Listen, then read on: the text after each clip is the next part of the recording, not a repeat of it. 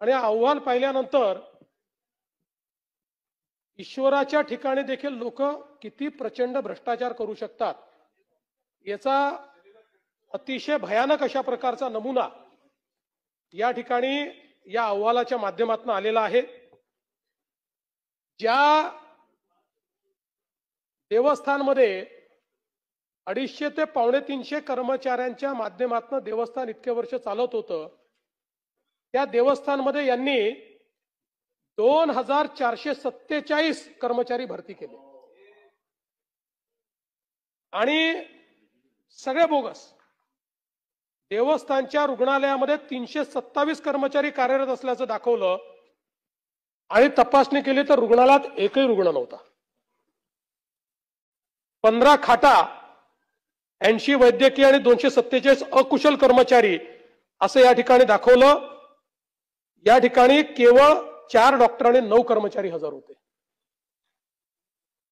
या ठिकाणी रुग्णालयामध्ये कोणची मोठी बाग आढळून आली नाही, पण नसलेल्या बागेकरता देखरेखीकरता 80 कर्मचारी दाखवण्यात आले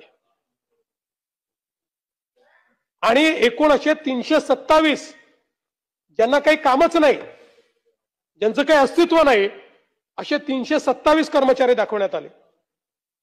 आता भक्त निवास जो आहे त्यामध्ये 109 खोल्या आहेत आणि या 109 खोल्याकरता 200 कर्मचारी कार्यरत असं दाखवण्यात आलं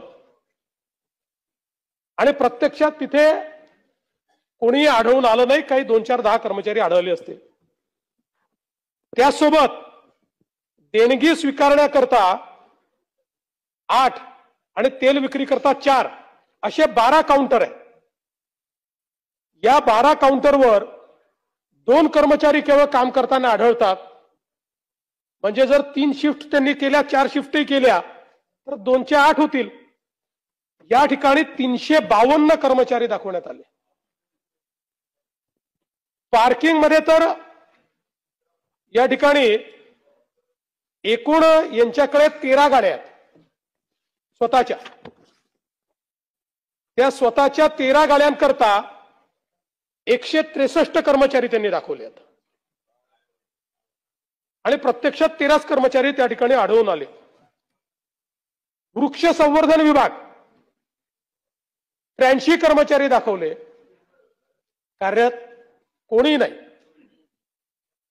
शेती विभागामध्ये एकूण 35 एकर ज्यांच्याकडे जमीन आहे 65 कर्मचारी त्या ठिकाणी त्यांनी दाखवले आहेत। पाणी पुरवठा विभागात 79 कर्मचारी त्या ठिकाणी दाखवलेले आहेत। गोशाळा विभागामध्ये 82 कर्मचारी दाखवलेले आहेत आणि त्यातले 26 कर्मचारी तर रात्री 1 वाजेपासून काम करतात असं दाखवलेलं आहे।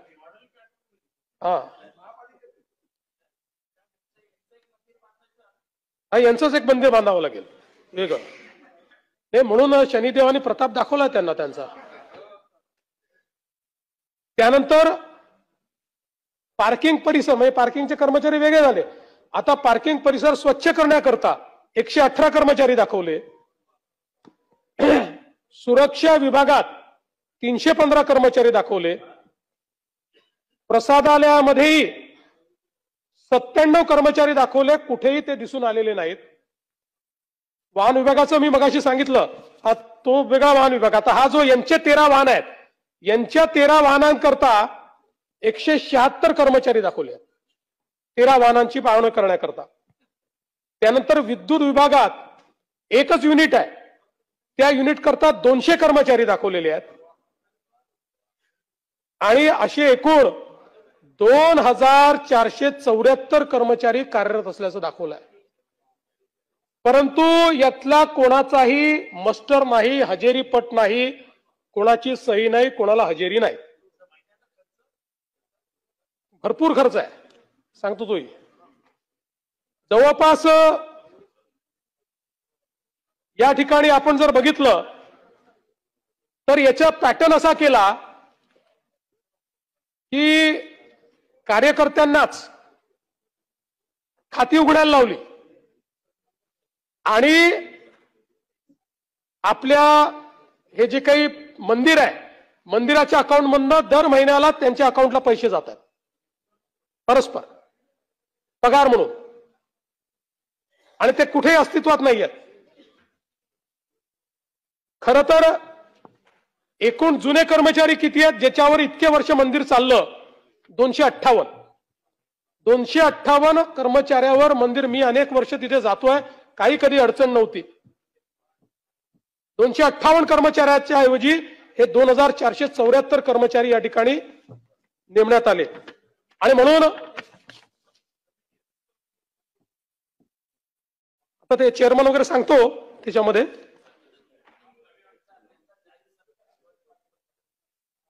जाहीर सत्कार करू. पण या संदर्भात आता हा अहवाल राज्याच्या लॉ अँड ज्युडिशरी विभागाकडे आलेला आहे. या संदर्भात त्या कमिटीच्या संदर्भातली अंतिम सुनावणी ही चॅरिटी कमिशनर या ठिकाणी घेत आहेत. त्यामुळे त्यांच्या नियमानुसार ते योग्य कारवाई त्याच्यावर करतील. पण लॉ अँड ज्युडिशरीला मी या ठिकाणी असे आदेश दिले आहेत की यांच्यावर FIR दाखल करा आणि पोलिसांना सांगितलेलं आहे की बाहेरची टीम पाठवून या ठिकाणी याची पूर्ण चौकशी करा. कारण या संदर्भात मला हेही नमूद करायचं आहे की यापूर्वी म्हणजे जेव्हा हे आपण आश्वासन देऊन विशेष ऑडिट त्यांचं लावलं त्यापूर्वी चॅरिटीच्या एका अधिकाऱ्यांनी चौकशी करून क्लीन चिट दिली होती आणि त्याच्यावर मग ही चौकशी मी लावली, तेव्हा हे सगळ्या गोष्टी निघाल्या. त्यामुळे या संदर्भात फौजदारी गुन्हा देखील दाखल होईल. तसंच सन्माननीय सदस्यांनी जो दुसरा घोटाळा सांगितलेला आहे की एक ओरिजिनल ऍप आणि 2-3 नकली ऍप तयार करायचे आणि मग पूजेचे पैसे वगैरे त्या नकली ऍपवर स्वीकारायचे, हेही या ठिकाणी निदर्शनास आलेलं आहे. हा गुन्हा दाखल केलेला आहे.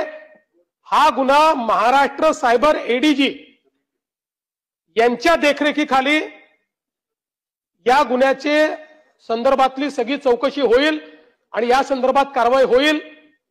आणि यासोबत खरं म्हणजे महाराष्ट्राच्या विधानसभेने विधिमंडळाने कायदा पारित करून या ठिकाणी आता जसं शिर्डीचं मंदिर किंवा पंढरपूरचं मंदिर आहे तशीच या ठिकाणी समिती असावी असा निर्णय पूर्वीच केलेला आहे. हाही निर्णय लवकरात लवकर आम्ही कार्यान्वित करणार आहोत. पण आधी जरा या लोकांना हे जे काही भ्रष्टाचार केलेला आहे या भ्रष्टाचारांना, जे देवाच्या नावाने भ्रष्टाचार करतात त्या भ्रष्टाचारांना त्या ठिकाणी त्यांची जागा दाखवणं हे गरजेचं आहे आणि म्हणून ती कारवाई आधी केली जाईल.